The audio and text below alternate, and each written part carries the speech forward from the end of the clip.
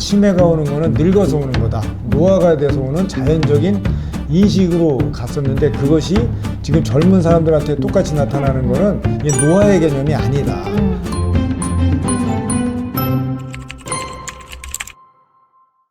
안녕하세요. 당독소 종결자 김아름 약사입니다.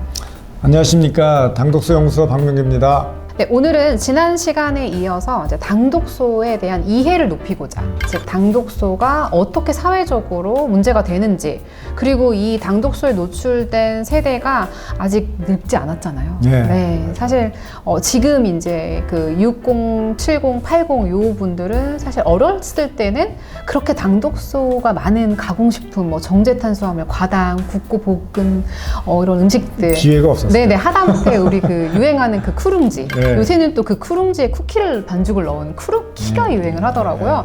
이런 음식들을 경험하지 않으셨잖아요. 네, 근데 경험하지 못했죠. 이 음식들을 경험하고 인공 눈물을 일찍 쓰는 요 세대가 정말 나이 들어서는 어떤 미래를 맞게 될지 사실 걱정이에요. 좀 생각하면 무섭기도 하고 걱정도 네, 많이 맞습니다. 되는데요. 이런 얘기를 좀 해보도록 하겠습니다. 네. 대표님과 제가 지난 시간부터 이 최종 당화산물, 이 당독소가 얼마만큼 적극적으로 관리가 필요하냐. 그래서 갤럭시 워치가 당독소 측정 기능을 탑재를 했다. 네. 이렇게 이제 말씀을 드렸잖아요. 그렇죠. 지난 시간에 이제 이거하고 관련된 오해를 풀었다면 이제 이번에는 좀 이해를 좀 확실히 시켜드리는 네. 그런 시간을 좀 갖도록 하겠습니다. 그래서 네. 첫 번째는 이제 질병의 패러다임이 이미 바뀌었다는 거죠. 네. 이 어떻게 바뀌었을까요, 대표님? 이제 보면 당뇨라든가 뭐 이런 퇴행성 뭐 알츠하이머라든가 이런 것들에 대한 근본적인 원인이 무엇인지가 이제 밝혀지기 시작했어요. 네. 원래는 어떻게 알려져 있었죠? 원래는 뭐 예를 들면 당뇨 합병증은 사실 원인조차도 모르고 있고 그 다음에 알츠하이머 같은 경우에는 아밀로이드 베타가 원인이라. 그렇죠. 근데 사실 아밀로이드 베타는 원인이 아니라 결과물이죠. 그리고 아밀로이드 베타가 이렇게 뭉치고 이렇게 돼 있는데 원래 정상적인 단백질이 뭉쳐서 기능을 못하고 독성을 나타낼 때까지 어떤 것이 얘를 이렇게 만들었는가 그 원인을 찾아줘야 되는데 원인이 아니라 결과를 가지고 가죠. 예를 들면 고지혈증이 콜레스테롤이 높아졌는데 그러니까 고지혈증을 콜레스테롤을 낮추는 약을 먹는다. 이거는 잘못된 개념이죠. 그러니까 그게 뭐냐면 아니 건강하던 사람이 왜 콜레스테롤 수치가 높아졌느냐? 그러면 그 콜레스테롤 수치가 높아질 때까지 우리 몸 안에서 어떤 일이 벌어졌느냐? 그러니까 어느 날 갑자기 콜레스테롤을 많이 만들기 시작했기 때문이 아니라는 거죠. 그렇죠. 그래서 그렇게 그 원인이 무엇인지를 우리가 지금 찾아가고 있는 그런 상황에서 보게 되면 그 기저의 당독소가 핵심 원인이다라는 거. 그리고 실제 논문도 질환의 관점을 바꿔야 된다. 우리는 지금 결과를 가지고 계속 이해를 하고 설명하려고 하는데 그것이 아니라 근본적인 원인이 뭐냐 이거를 따져보게 되면 거의 대부분이 식생활, 먹는 거에서 오고 생활 습관에서 오는 건데 그 기저의 핵심이 당독소다. 그 말씀에 제가 또 동의를 하는 게 뭐냐면 요새는 이게 노인들만의 질병이 아니잖아요. 그렇죠. 그러니까 대사증후군, 당뇨, 지방간, 뭐 이제 파킨슨, 치매 이런 이제 우리가 알고 있는 노인들 질병, 그러니까 퇴행성 질환이라는 게 사실은 오래 써서 생겼다, 뭐 이런 얘기잖아요. 근데 이게 누구한테도 오냐면 사실 20, 30대 젊은 친구들 영츠하이머라는 그런 말도 있을 만큼 심장 발작 같은 것도 젊은 층에도 굉장히 많이 오잖아요. 맞습니다. 그러니까 이런 것들 보면 점점 빨라지는 질환의 시작점이 결국에는 당독소의 누적과 맞아요. 같이 간다. 그 말씀하신 대로 지금 젊은 사람들이 당뇨도 오고 치매도 오고 하는 것들을 어떻게 인식하고 이해를 할 것이냐. 우리는 나이가 들어서 60, 70, 80이 됐을 때 치매가 오는 거는 늙어서 오는 거다. 노화가 돼서 오는 자연적인 인식으로 갔었는데 그것이 지금 젊은 사람들한테 똑같이 나타나는 거는 이게 노화의 개념이 아니다.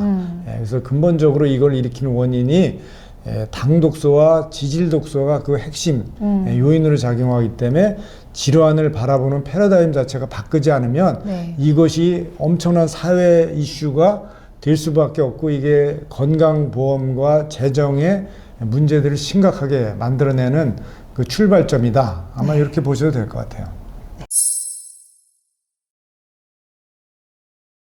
저도 사실은 이 부분에서 좀 네. 동의를 하는 게 뭐냐면 제가 이제 아이들이랑 TV를 뭐 많이 보지는 않는데 이제 아이들이랑 같이 어느 순간 이제 TV를 좀 틀었던 네. 기억이 있는데 거기서 어떤 한 프로그램에서 이제 그 백종원 씨 이제 워낙 이제 유명하시잖아요 요리사로 이제 거기서 그 어느 고등학교에 가가지고 네. 이제 이 아이들이 편식이 심하고 이제 잘 안 먹고 네. 이제 좋은 우리 몸에 좋은 재료로 알려져 있는 가지, 당근, 북어 이런 이제 좋은 음식들을 안 먹는다고 이제 백종원 씨랑 이제 다른 연예인들이 이렇게 네. 맛있게 만들어주는 네. 거였는데 가지를 안 먹는다고 네. 이 가지를 어떻게 하냐면요 이렇게 막 이렇게 슬라이스를 해가지고 그러니까 지방을 같이 갈아가지고 볶아서 쓰면 이 마이야르 반응이 극대화되고 이것 때문에 고소한 풍미가 가지에 입혀지기 때문에 이렇게 볶은 그러니까 고기 맛과 불맛과 이 지방의 향미를 더한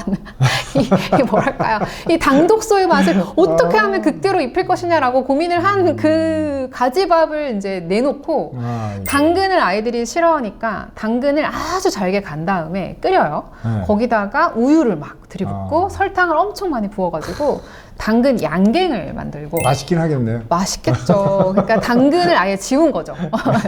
당근과 가지를 아예 지운 채로 이렇게 이제 아이들한테 먹이고 네. 그리고 북어를 안 먹는다고 엄청 그 이제 바삭바삭하게 튀어가지고 네.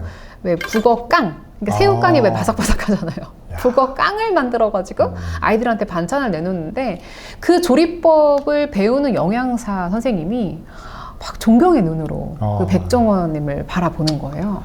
되게 야, 많이 이 참 고등학교 심각해요. 애들, 이 고등학교 애들 큰일 났다. 얘네들 어떡하나 앞으로. 그래서 이게 가지를 먹게 하기 위해서 이 마이야르 반응을 일으키는 것이 과연 맞는 건지. 네. 이렇게 먹방 시대, 그러니까 더 맛있고 또 조리법을 그 맛을 위해서 극대화하는 게 사실 하나의 문화로 맞아요. 자리매김을 했잖아요. 이 시대가 네. 참 걱정이에요. 저희가 이렇게 바른 말을 하고 유튜브를 정말 정성스럽게 만들어도 저희 조회수 잘 안 나오는데 그런 먹방 하나 나오면 막 몇만씩 막 기본으로 몇만씩 이렇게 뜨잖아요. 그러니까 뭔가 이게 사회가 이게 너무 당연하게 되더라. 그리고 이게 너무 당연하기 때문에 우리처럼 이렇게 쓴소리하는 게 인기가 없고. 그래도 꿋꿋이 가야 됩니다. 네, 맞아요. 네, 누군가는 바른 말을 해야 되고 돼요. 이렇게 채찍을 들고 있어야 되니까. 그래서 맞아요. 이 굽고 볶고 튀기고 이 음식들, 그러니까 당독소를 극대화시켜가지고 이렇게 이제 아이들을 먹게 하고 이런 게 사실은 이러면 안 되잖아요.